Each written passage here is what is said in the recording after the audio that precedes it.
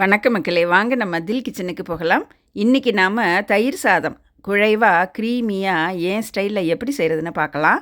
நம்ம எந்த சாப்பாடு சாப்பிட்டாலும், பெரிய விருந்தே சாப்பிட்டாலும், நமக்கு அந்த கடைசியில் ஒரு வாய் தயிர் சாதம் சாப்பிட்டா தான் ஒரு திருப்தி. எப்படி செய்கிறதுன்னு பார்க்கலாம். இன்றைக்கி நாம் தயிர் சாதத்துக்கு பச்சரிசி எடுத்துருக்குறோம்.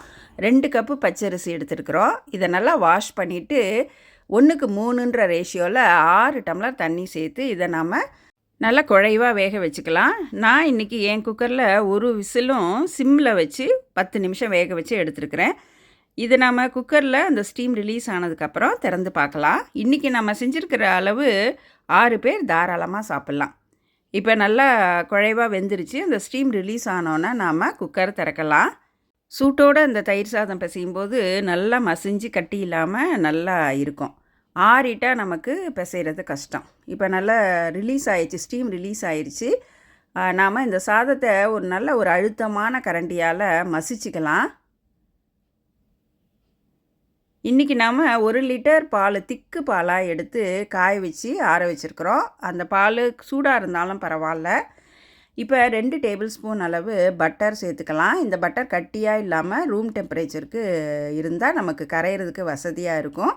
தேவையான அளவு உப்பு சேர்த்துக்கலாம். 1.5 டீஸ்பூன் நான் உப்பு சேர்த்துருக்குறேன். இப்போது இந்த பட்டரை லேசாக அந்த சூட்டோடு சேர்த்து நல்லா மசிச்சுக்கலாம். இந்த பட்டர் நல்லா மசிஞ்ச உடனே நாம் அந்த காய்ச்சி வச்சுருக்கிற பாலை இதில் சேர்த்துக்கலாம். நாம் சேர்க்குற இந்த பட்டரும் அந்த திக்கு பாலும் தான் இதுக்கு ஒரு க்ரீமி டெக்ஸ்சரும் டேஸ்ட்டும் தரும். கொஞ்சம் கொஞ்சமாக சேர்த்து நாம் பிசையணும். ஒரே தரையாக ஊற்றாமல் கொஞ்சம் கொஞ்சமாக ஊற்றி நல்லா கட்டி இல்லாமல் நாம் கலந்துக்கலாம்.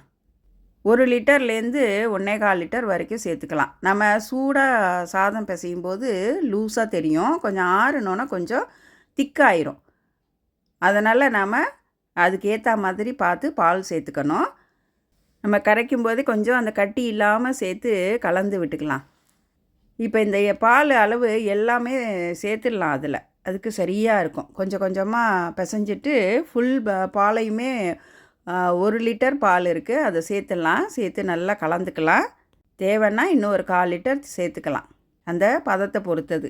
இப்போ நல்லா எல்லா பாலும் சேர்த்து நல்லா கலந்தாச்சு. இப்போ நாம் புளிப்பு இல்லாத ஃப்ரெஷ்ஷான தயிர் சேர்த்துக்கலாம். 2 டேபிள் ஸ்பூன் அளவு தயிர் சேர்த்துக்கிறோம். இந்த தயிரோட அளவு நம்ம இந்த தயிர் சாதம் எப்போ சாப்பிட்றோன்றதை பொறுத்தது. இப்போ காலையில் பிசைஞ்சு மதியம் சாப்பிட்றோன்னா இந்த 2 டேபிள் ஸ்பூன் அளவு போதும்.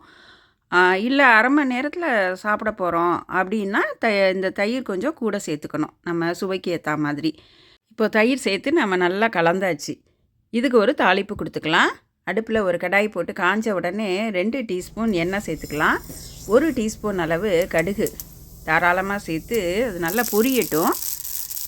கடுகு பொரிஞ்சதுக்கப்புறம் 2 பச்சை மிளகாய் பொடியாக கட் பண்ணி வச்சுருக்குறோம். 2 இன்ச் அளவு இஞ்சியை பொடியாக கட் பண்ணி வச்சுருக்குறோம், அதையும் சேர்த்துக்கலாம். ஒரு கையளவு கருவேப்பிலை பொடியாக கட் பண்ணது அதையும் சேர்த்து ஒரு பிரட்டிட்டு நாம் இந்த தயிர் சாதத்தில் இந்த தாளிப்பை சேர்த்துடலாம். சேர்த்துட்டு நம்ம நல்லா கலந்து விட்டுடலாம். இப்போ நமக்கு க்ரீமியாக குழைவாக சூப்பரான தயிர் சாதம் ரெடி ஆயிடுச்சு. இதை நாம் அப்படியே சர்வ் பண்ணலாம். இல்லை விருப்பப்பட்டால் நம்ம இந்த சீட்லெஸ் கிரேப்ஸு, மாதுளை இதை மேலே டெக்கரேட்டிவாக நம்ம சேர்த்தோன்னா இன்னும் கொஞ்சம் அட்ராக்டிவாக இருக்கும். இதை நம்ம இப்போ தயிர் சாதத்தை ஒரு சர்விங் ட்ரேக்கு மாற்றிக்கலாம். இப்போ இது மேலே கொஞ்சம் மாதுளை தூவிக்கலாம்.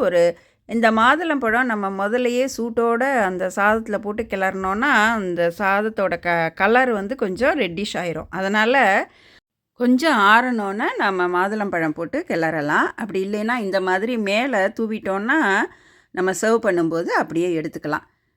தயிர் சாதத்தோட வத்தல், மோர் மிளகா, ஊறுகாய், அதோட 4 சின்ன வெங்காயம், ஆஹா ஹெவன் தான். இப்படி ஒரு தயிர் சாதம் இருந்தால் லஞ்சுக்கு தயிர் சாதம் மட்டுமே போதும்னு சொல்லிடலாங்க. நீங்களும் செஞ்சு பார்த்துட்டு உங்கள் கமெண்ட்ஸை கீழே கமெண்ட் செக்ஷனில் கொடுங்க. நீங்கள் இது வரைக்கும் சப்ஸ்கிரைப் பண்ணலைன்னா சப்ஸ்கிரைப் பண்ணிவிட்டு அந்த நோட்டிஃபிகேஷன் பட்டனையும் ப்ரெஸ் பண்ணிடுங்க. நன்றி, வணக்கம்.